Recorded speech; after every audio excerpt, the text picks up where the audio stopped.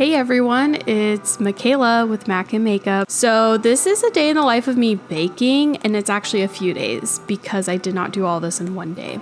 But in this first clip, I am making cupcakes. So these are gonna be for my fiance and his family's like 4th of July party. So I'm just using a few recipes that I have used in the past and really liked. These ones are technically red velvet. You will see though that they do not end up looking like red velvet, and that's my bad because I ran out of red food coloring. But I'm just following the directions from the recipe. So there was like a time period where I was like, where is my red food coloring? I thought I had some. No, I do not. I used it all the last time I made red velvet cupcakes.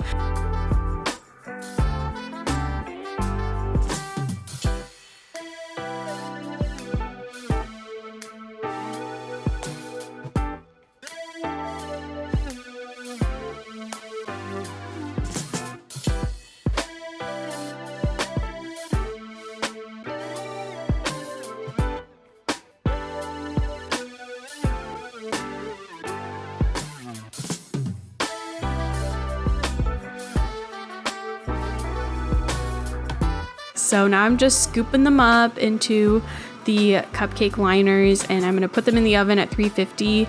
I wanna say usually my cupcakes are in there for about anywhere from 15 to 18 minutes. I think on these ones, it was about 18 minutes, but we should be seeing me set the timer here in a second. And I love using an ice cream scoop for doing this.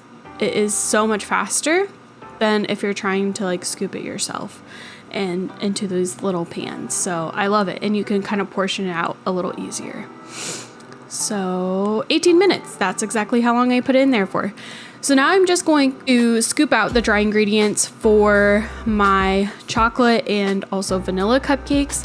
I believe in the clip that you're watching, I'm doing the vanilla, and then you'll see me transition to the chocolate because I add the chocolate, the cocoa powder to my recipe.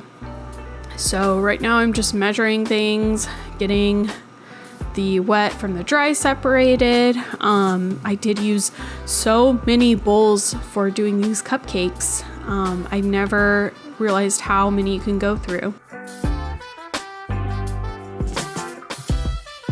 I do recommend weighing your ingredients when you're baking because it does help, and it does make everything more consistent as far as like taste, texture, and cooking time and all that. So I definitely recommend doing it that way. So yeah, these ones are definitely the vanilla. As you can see, that is a vanilla looking powder and not a chocolate one. Now I'm weighing out the chocolate. For some reason, I thought I did the dry ingredients like at the same time and then like separated the bowls. Clearly I didn't do that. I just ended up doing it later. But these are the chocolate cupcakes. Again, just following a recipe. Oh, but before I finish those chocolate ones, gotta get those red velvet, air quotes, out first. There's my cat. Oh my gosh. There she is.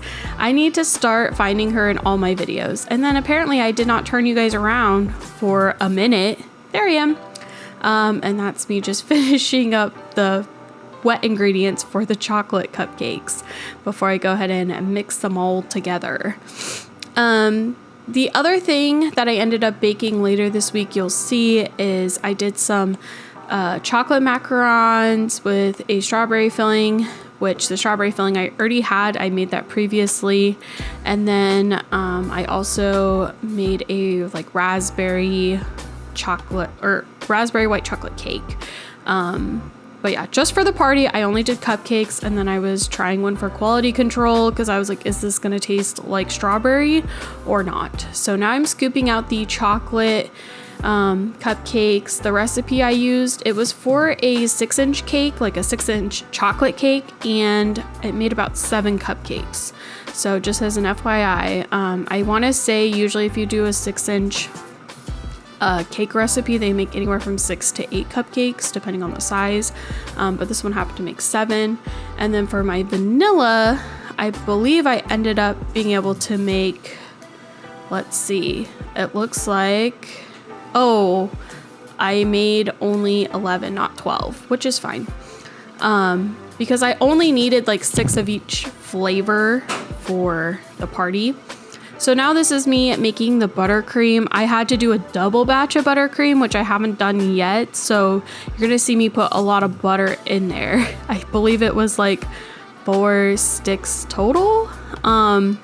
Yes, 4 sticks total. So a traditional buttercream recipe, you do like 2 sticks of butter, and then I usually do anywhere from 350 grams of powdered sugar to about 450.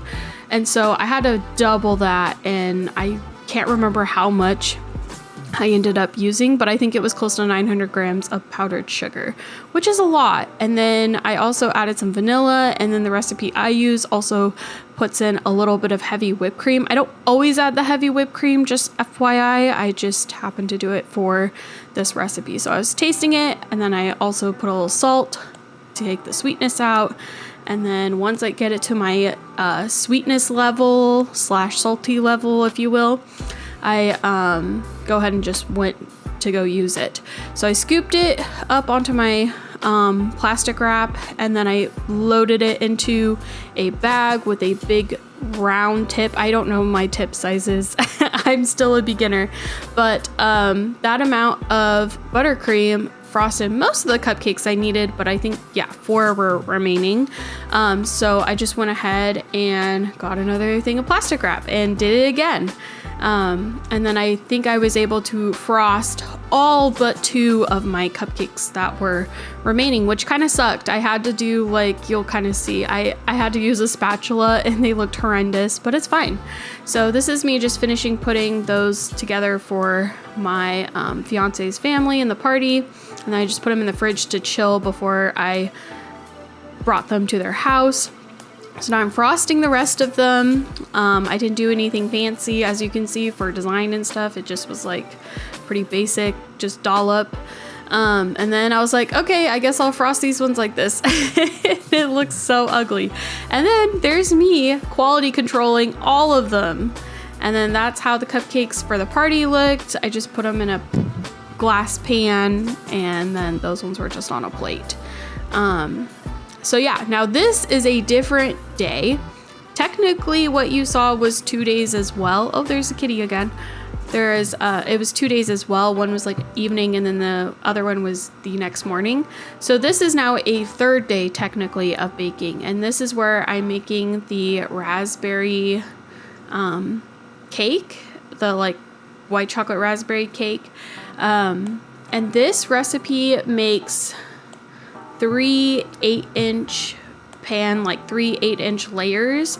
I did technically 2 8-inch pans and then 2 6-inch pans because I do not have a 3rd 8-inch pan. And I don't have a 3rd 6-inch one either, so I just have 2 of each. So it kind of made a little bit more cake than I needed, and I wish I could have showed you guys me decorating this cake, but I hated it. It ended up looking horrendous. I really need to practice my cake decorating skills. So anyways, and the cake just didn't end up that good like the last time I made it, so I don't know what went awry. I have a hunch it has something to do with what we're watching now, the flowers scene. I think I lost track of how much I put in there, and I think that was my problem. But again, I'm not for sure on that because it kind of just had a weird texture when I was done mixing it. But anyways, so I'm basically done making the batter. I just need to add in the raspberries, which you'll see me do. I had fresh raspberries that I added that I got from the store that morning. And then I also added in a little bit of raspberry jam as well. And again, I'm going to put those in their respectable round cake pans and then put them in the oven. This recipe, it said to put it in at 350 for, I want to say I did it for 25 minutes total, and all the cakes were completely baked. So there's my pans. Those are the Fat Daddy-O's that I get from Michael's, and I like them a lot. I think they're great. And they seem to be consistent on cooking and all that. So I had them on the oven behind me, and I was just grabbing them from there and putting a liner in it. And then I was trying to make them about the same weight for the 2 big pans and the 2 small pans. And it kind of came out to about the same, like close enough where it probably shouldn't matter when you're cooking it, but that's essentially what my goal was. So yeah, I'm gonna go ahead and pop those in the oven here in a second. I always like to clean as I go, so you'll notice I'll like disappear off the screen, and that's because I'm like putting things away and trying to clean up a little bit, because it's a small kitchen. It gets very crowded, especially when I am cooking and baking, so I just like to kind of do it as I can.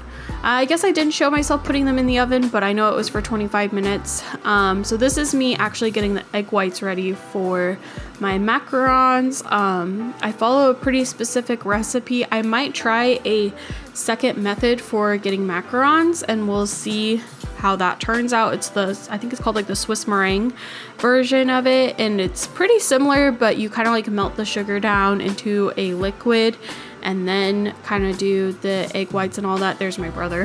He popped in for like a second. And so I'm gonna try that because these macarons just did not end up well. So I have now made macarons probably 3 or 4 times. The first time they were meh. The second time they're pretty good, but the shape wasn't quite right because I didn't have the right tip, like the piping tip. These chocolate ones ended up okay, but you'll see when I'm trying to like put them out on the baking sheet into their shape, it does not look good.